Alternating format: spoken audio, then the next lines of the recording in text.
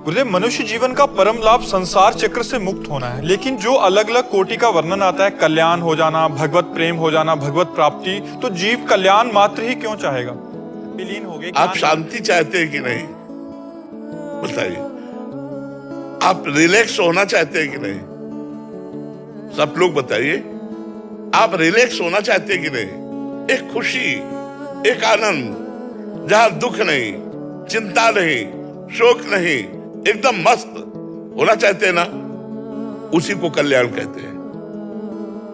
जहां दुख की निशानी नहीं, परम शांति, परम आनंद, परम सुख। और इसके बाद अब जैसे दास्य भाव, वो भगवान का दास बनेगा, सख्य भाव वो भगवान का दोस्त बनेगा, सखा बनेगा, वात्सल्य भाव वो भगवान को पुत्र भाव से प्यार करेगा, कांता भाव वो भगवान को पति भाव से, प्रीतम भाव से प्यार करेगा, सहचरी भाव वो प्रियालाल के सहचरी हूं ऐसी भाव। ये भाव देश की अलग बात है, कल्याण होना अलग बात है, समझ रहे ना? कल्याण का मतलब परम शांति, अखंड आनंद, दुख का लेस नहीं। और जितना काम करते हो इसीलिए तो कर रहे हो ना, रुपया पैसा पद प्रतिष्ठा, हम खुश रहे, हम शांत रहे, हम आनंदित रहे। लेकिन क्या हम ऐसा हो पाते हैं रुपया पैसा पद प्रतिष्ठा में? बिना भगवान के शांति नहीं, बिना भगवान के खुश नहीं रह सकते, बिना भगवान के आनंदित नहीं रह सकते।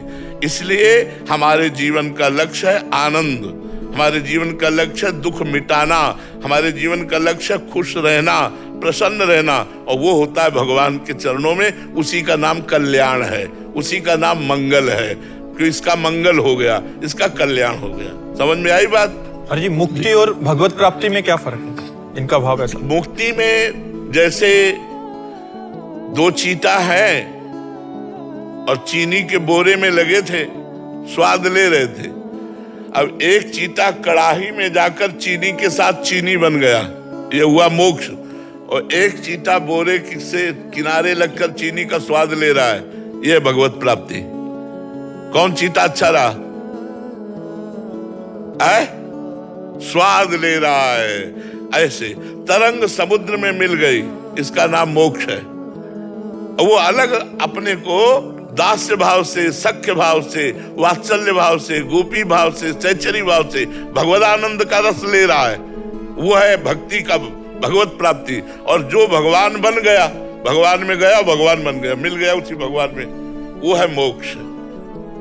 उसे एकत्व कहते हैं, उसे कैवल्य मोक्ष कहते हैं। वो भगवान का स्वरूप हो गया, किंचन मात्र अंतर नहीं। इसीलिए वेदांत में अहम ब्रह्मास्मि चिंतन कराया जाता है कि मैं स्वयं ब्रह्म हूं।